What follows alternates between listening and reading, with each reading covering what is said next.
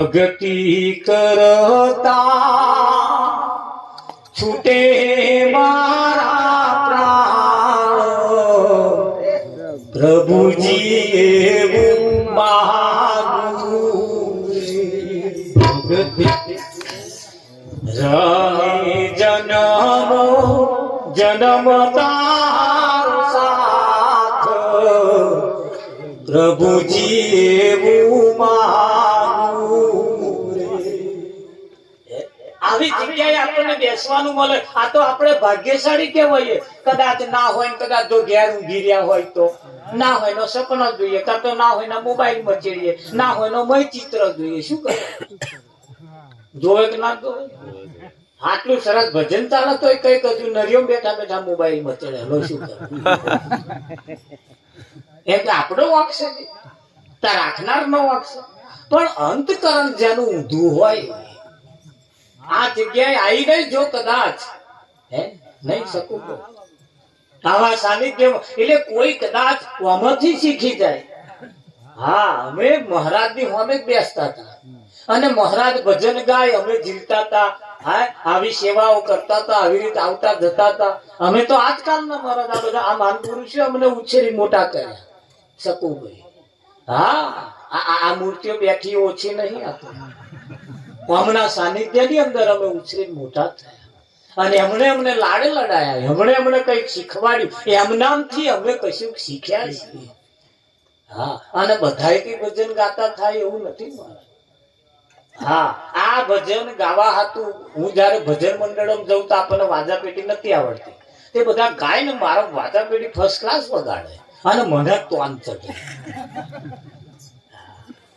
તે દેવું કર્યું, લોન લીધી અને લોન લઈને વાજા પેટી લાવ્યો. પેલી અઠવાડિયે લોન આવે ને તારે 5,000 રૂપિયા ચાલુ કરેલું એમ. એ પેલી ઘેર ઘેર ફરીએ હપ્તા ભરવાની અઠવાડિયે એમાં વાજા પેટી લાવ્યો અને વાજા પેટી શીખ્યો. એ વાજા પેટી શીખવા હતું 50,000 રૂપિયા દેવું કર્યું. તમે કોઈ ના કરતા. મેં જે રીત અપનાવીએ તમને નહીં આવડે એટલે કહું. હા, હપ્તો ભરવાનો, વાજા પેટી શીખવાની, કામકાજ કરવાનું અને આ બધું કરવાનું. એ વાજા પેટી શીખ્યો.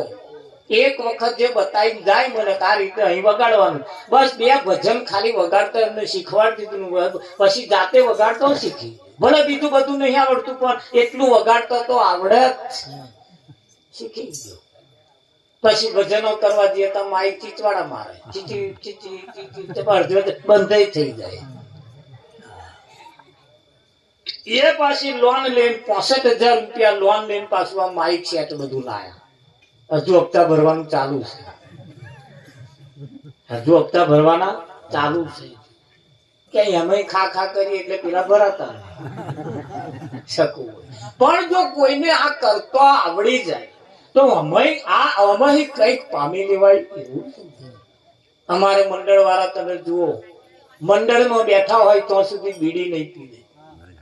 ઘેરે પણ એમનું જીવન સરસ સાફ. કોઈ એમ ના કહી શકે. આજની કોઈ પણ વિડીયો તમે બતાવો એમાં મંડળમાં બેઠા બેઠા કોઈ બીડી નહીં પીતા હોય. તમે ભજન મંડળમાં જયારે જાઓ ત્યારે વ્યસન ના હોવું તો તમે કશું કરી શકશો. અને જો તમારી પાસે આટલું હશે ને તો તમે ઝીરો ગણાશો. ઝીરો. હા, જેમણે તમને ભજન કરવા બોલાયા છે ને એ તો ખાલી એમનો દાઢો કાઢવા હાથો જ બોલાયા. તમારા ભજન હાથે અમને લેવા દેવા છે. જો પેલું બધું હશે તો. પણ જો તમે નિર્વ્યસની હશે ને તો એ જ ભજન તમને કઈક આગળ લઈ જશે. લઈ જાય કે ના લઈ જાય? હા, કઈક આગળ લઈ જશે. હા, ખંભાત ની અંદર એક વેપારી હતા. ખંભાતમાં એક વેપારી થયા અને વેપારી અમારા દીકરાને કહ્યું, જો દીકરા મારા છેલ્લા શ્વાસ ચાલે છે પણ જા મારા આશીર્વાદ છે કે તને માટીમાંથી તને સોનું પકવતો તને આવડે. તારી માટીમાંથી સોનું પાકશે. તારી માટીમાંથી સોનું એક દિવસ પાકશે. એના બાપના આશીર્વાદ એને મળ્યા. એવું કહેવાય છે થોડા સમય પછી એના બાપનું અવસાન થયું. ધંધો શીખવાડેલો, રાત દાડો ધંધો કરો. એ ધંધાની અંદર એટલો બધો નફો મળ્યો, કોઈ દિવસ ગમે તેવો ધંધો કરે ખોટ જાય અતિ પૈસા હોવાને કારણે, અતિ નફો થવાને કારણે એક દિવસ એવો વિચાર આવ્યો કે હારા નફો થાય એવો ધંધો હું કરો, પણ એક ધંધો એવું કરું જેમાં ખોટ જાય, એક ધંધો એવું કરું જેમાં ખોટ જાય. આવો ધંધો કોઈ કરે? પણ મને એવું પૂછ્યું એટલે કોઈને પૂછ્યું કે ખોટ જાય એવો કોઈક ધંધો બતાય. ત્યારે જેને પૂછ્યું ને આવું, એવો મારો બેટો કહે છે મને પૈસાનો અભિમાન છે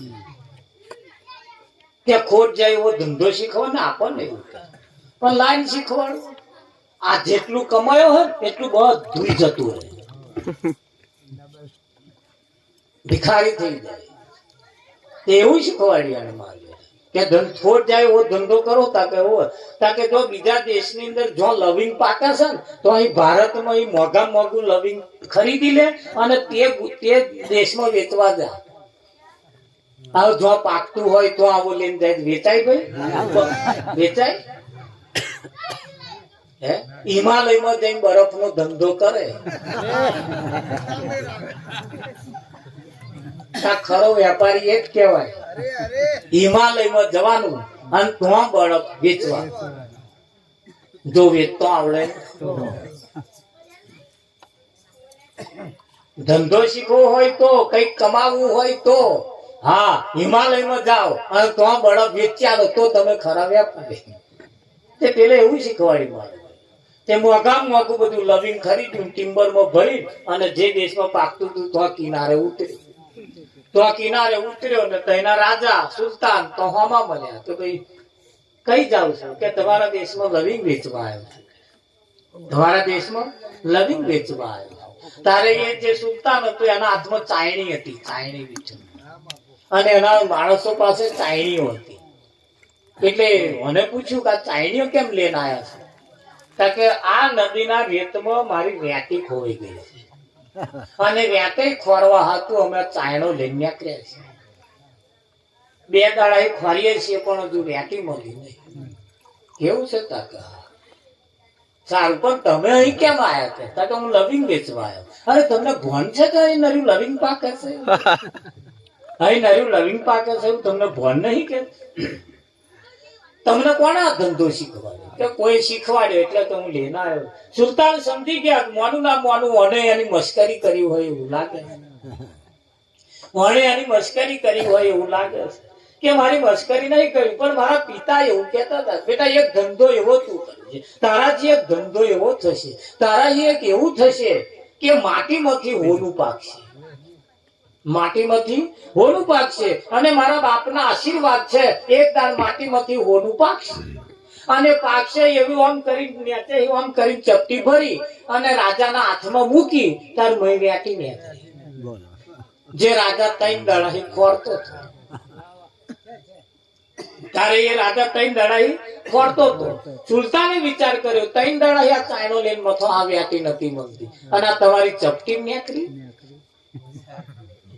નેકરે કે ના નેકરી. સુલતાને કહ્યું તમારું મોંઘામાં મોંઘું આ જે લવિંગ લઈને આવ્યા છે ને, હા હું ડબલ ભાવે લઈ લઉં, અહીં જે ભાવે છે એના કરતા ડબલ ભાવે. અને લઈ લીધું.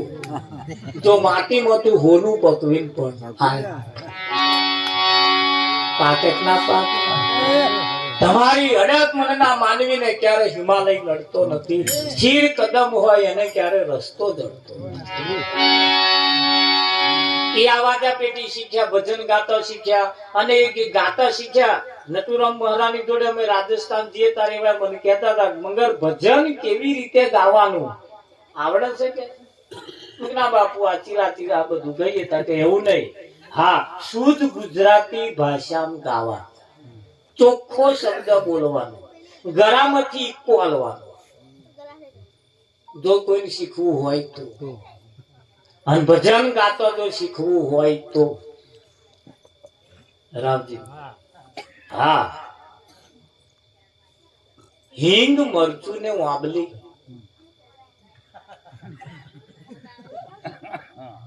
ભજન ગાતા જો શીખવું હોય તો હિંગ મરચું ને વાંબલી વિઠ્ઠલ મહારાજ પછી શું આવે?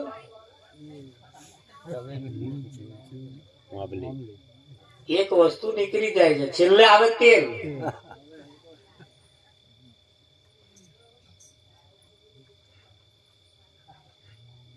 હિંગ, મરચું ને વાંબલી, સોપારી ને તેલ. જો ગાવાનો શોખ હોય તો પાંચે વસ્તુ મેળ. આ હોપારી તમને ગાવા ના દે, તારે હિંગ ગાવા ના દે, ગરુ બગાડે. હા, પછી ભજનમાં જાવ તો રોટલા શાક જ ખાવાના, ના એવામાં હિંગ ના ખાય.